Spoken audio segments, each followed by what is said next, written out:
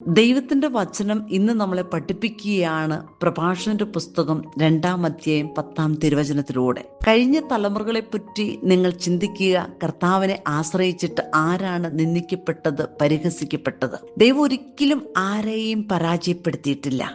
നമുക്കറിയാം, അബ്രഹാം കാത്തിരുന്ന വർഷങ്ങൾ വാഗ്ദാനം ലഭിച്ചു. ജോസഫ് പൊട്ടക്കിണറ്റിലും അടിമത്തത്തിലും കാരാഗൃഹത്തിലും കഴിഞ്ഞു. പക്ഷേ ദൈവമായ കർത്താവ് രാജസന്നിധിയിലേക്ക്, അധികാരത്തിലേക്ക് നയിച്ചു. ജോബ് ജീവിതം മുഴുവനും നഷ്ടപ്പെട്ടവനാണ്, കരഞ്ഞവനാണ്. പക്ഷെ ഇരട്ടിയായിട്ട് ദൈവമായ കർത്താവ് അനുഗ്രഹം പ്രദാനം ചെയ്തു. ചരിത്രം മുഴുവനും വിളിച്ചു പറയുന്ന വലിയൊരു യാഥാർത്ഥ്യമുണ്ട്.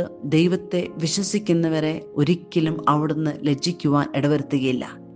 ഇന്ന് നീ ക്ഷീണിച്ചിരിക്കാം, വർഷങ്ങളായി പ്രാർത്ഥിച്ചിട്ടും മറുപടി കിട്ടിയിട്ടില്ലായിരിക്കാം. കർത്താവേ, എന്തിന് എനിക്ക് എന്ന് ചോദിക്കാം. പക്ഷേ ഇന്നലെ നിന്റെ പ്രശ്നങ്ങളിൽ സഹായിച്ച ദൈവ ഇന്നത്തെ നിന്റെ കൊടുങ്കാറ്റിൽ നിന്നെ കൈവിടുകയില്ല. ഒരിക്കലും നിന്റെ നിശബ്ദമായ ഈ പോരാട്ടം ദൈവസന്നിധിയിൽ അനുഗ്രഹമായിട്ട് കടന്നു വരും.